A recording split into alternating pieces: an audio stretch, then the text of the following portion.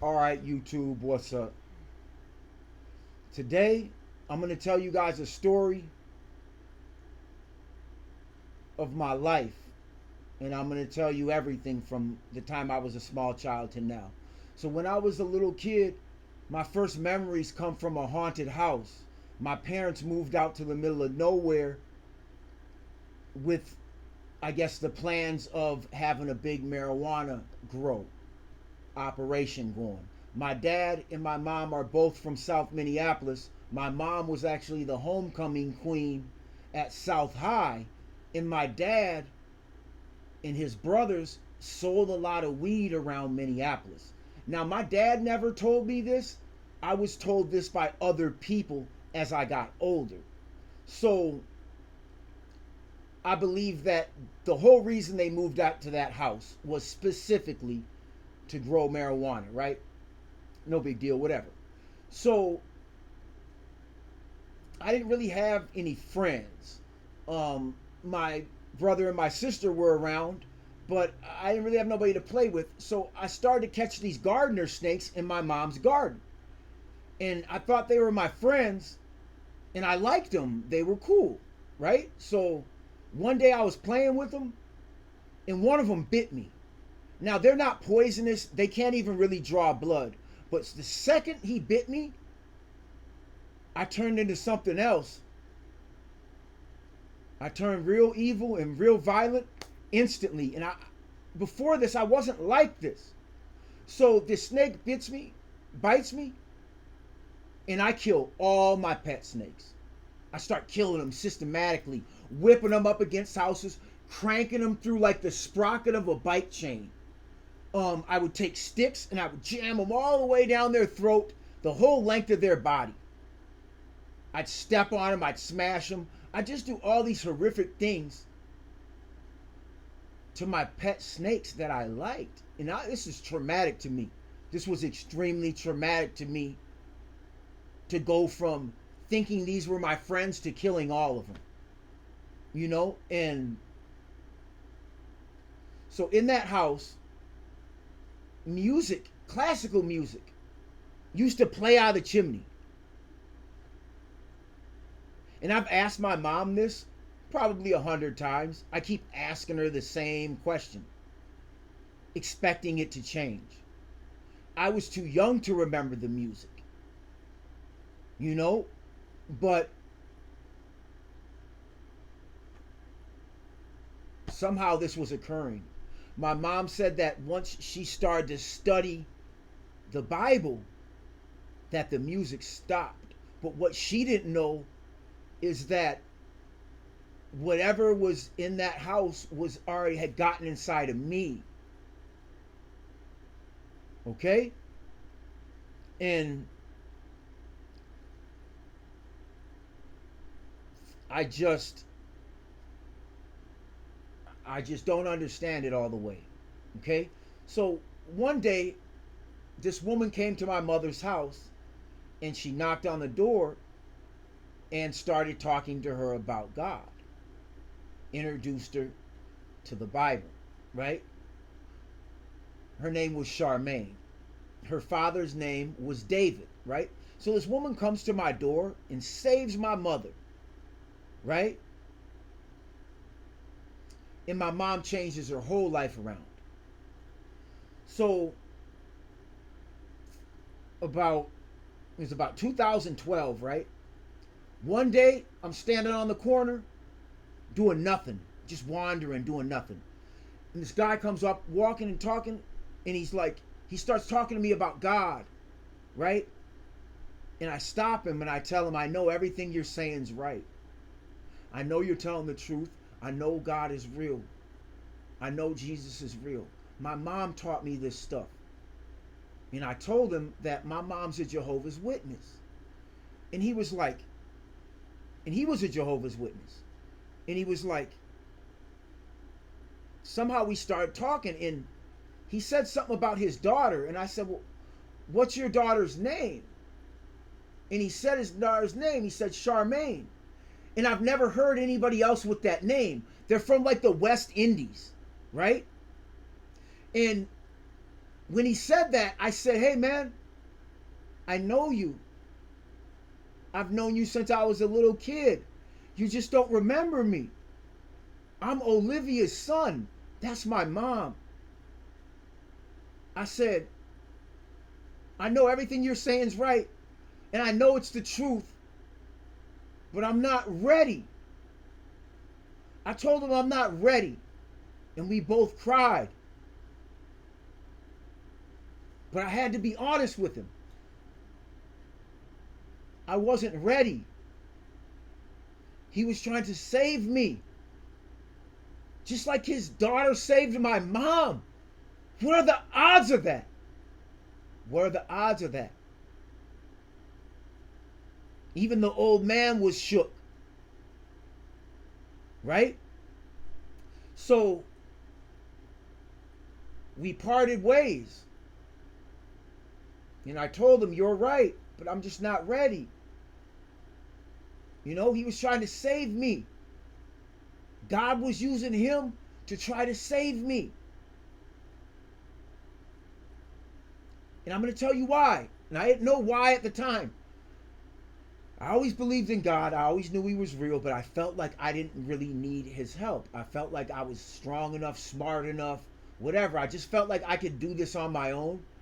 And maybe he could save that for somebody else that needed him more. But I was fighting with God unknowingly, unintentionally. I was fighting him. I was pushing his hand away. And he kept coming back in different ways. And I realized why, right? I heard this story about hell. And that hell is real, right? And the guy, and I believe that. And in this story, this guy explained that one soul is worth 1 million souls because they're going to go to hell. So if God can save one person, he'll go so far out of his way just to save one person, because that's how valuable one of us is. One person that gives his life up to God is worth 1 million souls that perish. And I didn't know that. But I know it now. I know what I'm worth to God. I know what I'm worth. You know? I had to take notes on this, you guys, so I could actually explain this to you guys, man. And it makes some kind of sense, right? That was the first, one of the first things that made me change. There were 7 things. That's number 1. Number 2 was I went to prison. When I went to prison, I realized I was a lot different than most criminals. I realized I didn't fit in prison, you know? And I didn't even care about that. But I realized I don't even fit in with you dudes, man. You know? So, when I got arrested, I almost shot a cop. Because I was fucked up and thought somebody was trying to rob me. And when I raised that gun on them police, they begged me to drop my weapon. I didn't point directly at them. I kind of pointed up at the air like. And they just started begging me to drop my weapon, man, and spare my life. My worst enemy, so I thought, begged me to stay here. It was my choice at that point. I had a choice. And I don't even know that I made a choice. My arm went limp and I dropped the gun. I don't think I even made a conscious decision. So I go to prison. Should have got way more time for that shit. Them cops were heroes. I've seen cops that are heroes, you guys. I really, really, really have. You know? So it was kind of crazy to me that they spared me, and I didn't understand a lot of things at that point. You know? So I go to prison. Realize these motherfuckers ain't shit. You know, just a bunch of failures, basically, is what I'm looking at. And I'm a failure for being here. You know, so I realized, like, this ain't what's up. You know? So, one thing that really fucked me up was the dude who ran it for the Latin Kings, was his name was Speedy, right? And I remember one day he was like, "Hey, I'm protecting this dude right here. You know, he's under our protection," and it was a chomo, right? And I'm thinking to myself, "You got to be kidding me!" And I know damn sure if I walk up and do something to this dude, you ain't gonna do shit to me. It's all like a game, in an act, in a facade. That's how they extort. Chomo. I don't want no money. I'm not doing that. Like, oh, I just lost all respect for gangs while I was in prison. I said, damn, y'all ain't shit. And you're holding it down for them? And you just said, I said, okay, you guys ain't shit. Right? So, Speedy gets released from prison after doing 7 years. And within 48 hours, he gets picked up for smuggling drugs back into a federal facility, Rochester. Right? It's like a federal prison in Rochester. He gets out and gets busted smuggling drugs back in there. So I realized to myself, all these dudes are dumb as hell. A lot of these gang members, gang leaders, bosses, they're not really that smart. They're not. They're dumb as hell. And they're going to be the ones telling you what to do. So you're not going to make it. You're not going to succeed when the motherfucker above you is basically brain dead. Right? That story fucked me up. I'm like, what? And that's just karma, man. That's just having bad karma, man. You know, and Speedy wasn't the worst guy on the planet, but he always walked around like he couldn't stand being in prison, like he had a chip on his shoulder. And then you do 7 years and come right back. So you must have liked the joint, bro. I don't know what to tell you. So that's number 2. Then I got gunned down in the street, set up by somebody I had known like 20 years, right? That gave me a reason to quit. I quit. I'm done. I'm done with the street shit. So I needed a reason to quit, you guys. As deep as I was in it, I had to have a good reason to quit. And I found one. They gave me one. You know, I'm glad I got shot. So glad, man. You know, and it's like, after that, I realized I don't have no loyalty to no street motherfuckers. I don't have no loyalty to no gang members. Like, I'm loyal to my friends, but no, man, I ain't with none of this bullshit. Not with none of the bullshit, man. Right? So I get gunned down. This is not the reason number 3. I get gunned down by somebody I had known 2 decades. He wasn't the trigger man, but whatever.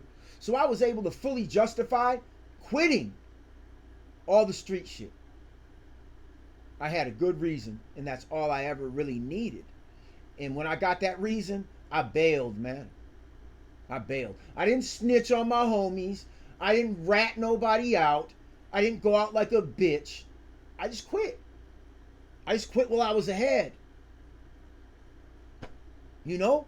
So, what I realized is what really matters to me, man, is my family. I traumatized my nieces and nephews. I got shot in front of my nephew. My niece heard the gunshot and knew it was me getting gunned down. She came out screaming, crying. My sister had to come out and see me laid out on the ground. It was traumatic for the kids, you guys. You know? And then my mom came to pick me up, to bring me up north, to get me out of the bullshit. And I handed her all my jewelry in a bag. And I said, I'm staying. And I stayed. I stayed in the same house I got shot in front of, man. You know? So, the 4th thing that really rocked me was George Floyd getting killed. You know, we worked together at the nightclub. Didn't really know him that well. I knew Derek Chauvin, also knew the cop a little better, because he was just like, you know, you see a cop all the time, you gonna notice the motherfucker, right? So when that happened and everything came out how it did, and I saw basically the government start the riots by breaking the window at AutoZones, that was a police officer from St. Paul that did that. So what I realized, you guys, is all my suspicions were right that I had my whole life about the government. You know? But what I didn't know is that they're all in it together, though.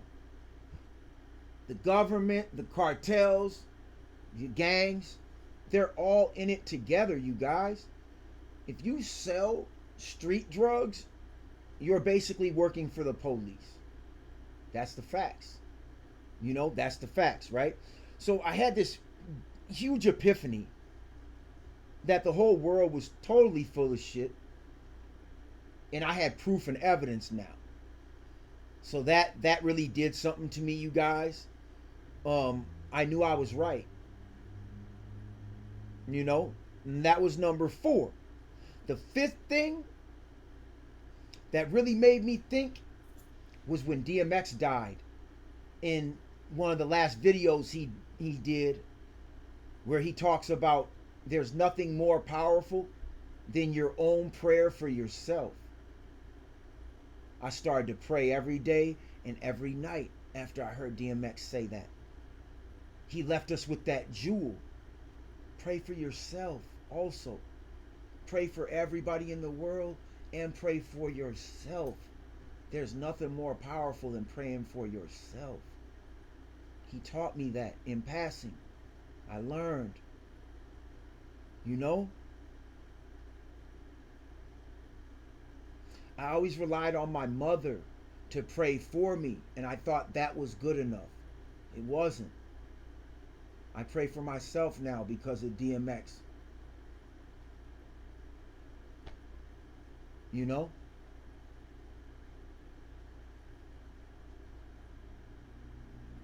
And the one thing that you really don't want to try to do, you don't want to try to understand God necessarily. You'll go crazy if you try to always understand his plan. It ain't always meant for us to understand, you guys. So that's another thing X taught me, man. You know, and I'm going to tell you guys something. You know why Jay-Z calls himself Jehovah? Because he's mocking God. He's like the biggest rapper in the world, #1 rapper, so they say. And he names himself Jehovah because that's really God's name. These Satan worshipers know what they're doing, and they know God's real. They know God's real.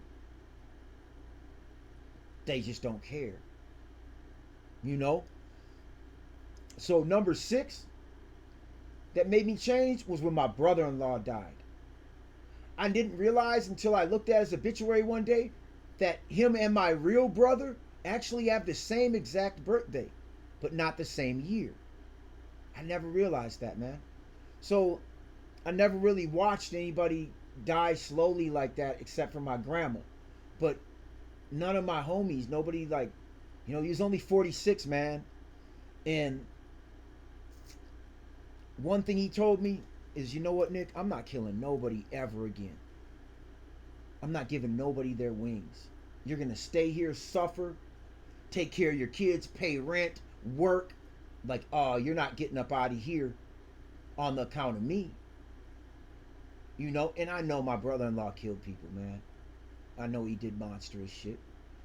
One time we were taking a trip to Chicago, and all of a sudden, as we started to get close to Chicago, he popped up in the bus seat and was like, out of the blue, and he's like, he tells me this story about how one day they did a drive-by in his homie's car and killed somebody and fucked up a peace treaty. And when the big homies came to question him, they blamed the dude who owned the car who wasn't with them. And the big homies went and murdered him. And my brother-in-law was like, well, he was weak though, man. He was weak. He was weak, man. Like, But I could tell he was struggling within his own soul and within his own heart because he felt guilty about what he did. He didn't say that, but I know, like, why are you telling me this story, bro? And who are you trying to convince that he was weak? Sounds like you're trying to convince yourself. I know that haunted him. He never talked about it again, man. But I know my brother-in-law did evil shit. But he wasn't a bad guy, man. He wasn't like just a horrible person, you guys. But when I took that trip to Chicago with him, I could see how stressed out his life was. I could see how he hated it. I could see how he hated being in the streets. I could see how he hated being a drug dealer. He hated it. He wanted to be something else, man. You know? He wanted to be something else, man. So when my brother-in-law caught cancer, when he realized he had cancer, he said, Nick, this is karma. And he didn't fight. He didn't fight. My brother-in-law didn't fight. He didn't fight his cancer like he was supposed to. He didn't do chemotherapy for like 6-8 months, and when he did chemo, it fucked him up, shut him down, put him on hospice, and he died shortly after that. When he was on hospice, my sister was like, I'm not going down there. Like, she was already scoring because she felt like he never really took care of his kid that well. He wasn't around enough, right? But he always said, you know what, I ain't no hell of a father. He always said that. You women got to pay attention to what comes out of our mouths sometimes and realize that we're warning you and telling you the truth. Don't overlook it. He always said he wasn't no hell of a father. So how mad can I be at him, right? So my sister didn't have the money to go down there. Like, she was struggling. She got 5 kids. She put up a GoFundMe and she got like $1,000, and she took my nephew down to Illinois, down to Chicago, to be with his father for his last days. When my sister arrived, my brother-in-law already couldn't talk because the cancer spread to his brain. When he saw my sister and his child, he was so shocked he never thought he was going to see him again. He like started gasping for air and had a reaction and started trying to like move around and talk. And they made my sister leave the room because they thought that he was mad or something. Like, he thought that she was disturbing him. But in reality, he was just shocked. He never thought he was going to see his son again. My sister showed up for him. I've seen my sister do some really, really courageous, strong things that a lot of other people may not have done. I've seen her do some things, man. You know? So my brother-in-law gets cancer. He doesn't fight it. And he just lets himself get took out. Because maybe, I guess he felt like he wasn't worthy of life. His mom got killed when he was real young, and that traumatized him. His dad killed his mom, and then his father abandoned him. Oh no, his stepdad killed his mom, and then his real father never came to get him, and he had to grow up like his grandma and uncles and relatives and shit, you know. So it was hard on him, man. So one day I was on the internet and I was watching a YouTube story, and this guy was talking about how he had this experience and he was taken to hell and he was shown what hell was. And in this story was so terrifying that I realized that hell is real, you guys. Hell's very real, and a ton of people are going to go there. When I went to Las Vegas, there was a guy walking down the strip with one of those big signs, like 10 feet tall, telling people they needed to repent from their sins, get close to Jesus, etc., right? And he had these true prayer books out. And nobody would take them.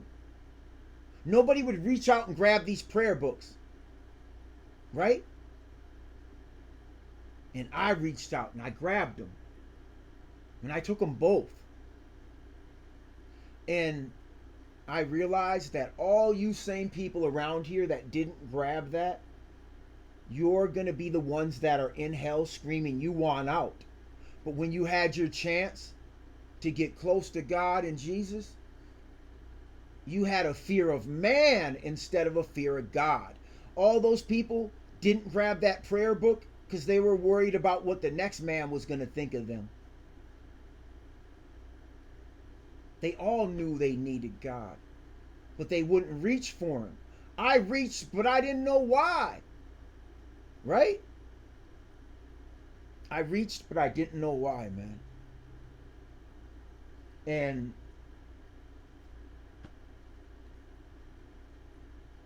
when I came home from Las Vegas, I learned that my nephew, my brother-in-law's son, has cancer also. He's only 11.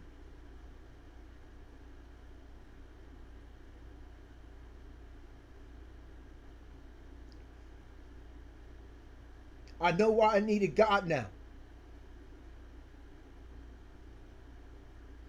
Who goes to Sin City and looks for Jesus?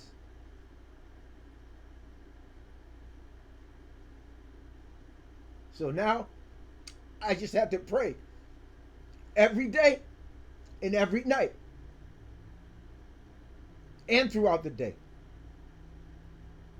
You can't help me. Money can't help me. No man can help me. Only God can handle the situation. They said the tumor is 12 inches in diameter. I don't even know how it could fit inside of his body.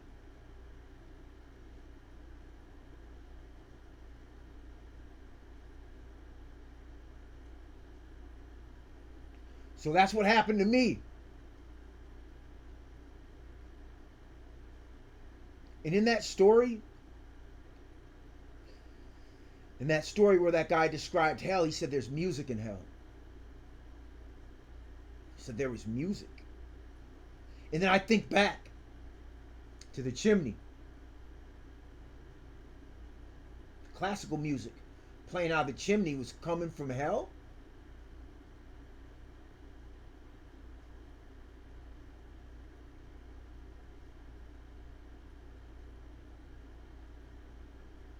I'm not going to test it. I'm scared of hell. I've been shot, stabbed, been to prison. I'm not scared of that. I am scared of hell. And I'm not ashamed to admit it. I'm not ashamed to admit it. Never fight with God. Don't fight with God when he comes for you. Just go with him. Just go with him. It doesn't hurt. It doesn't hurt. It didn't hurt, man.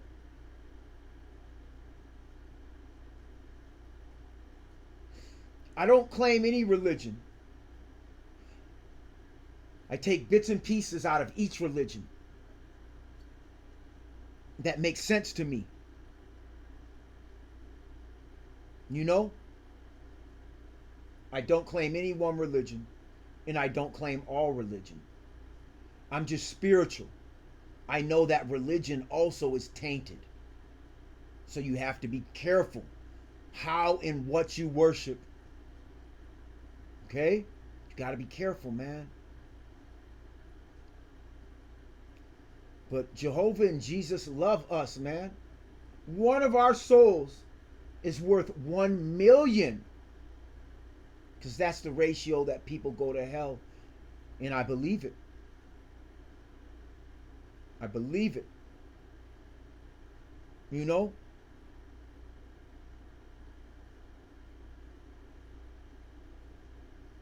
But the number one thing that I had a problem with in life was forgiveness. I couldn't forgive nobody. Even though I know I'm not perfect, I know I sin, but I still just couldn't forgive people, man. So what I learned was forgiveness. I learned forgiveness. That was my last mission. That was my last test, was forgiveness. And I get it. You know? So once I learned forgiveness, it just It made me a better person, you know? But I'm going to end this video, you guys. You know, misery likes company, man. So people will lead you to hell. They don't want to be alone. You know, and it's like,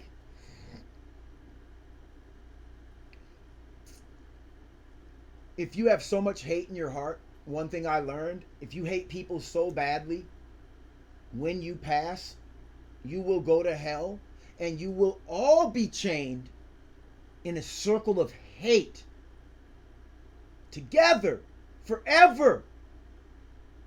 So I realized I don't want to be chained in a circle of hate, so I'll just forgive you. I forgive you for everything. I forgive everybody. I don't care about being shot. I don't care about none of that. I forgive everybody. Now, I don't like everybody. I don't want to hang around everybody. But I know I'm a sinner and I need forgiveness. So I will forgive you also. There are lines that if you cross, that I will kill you. Still.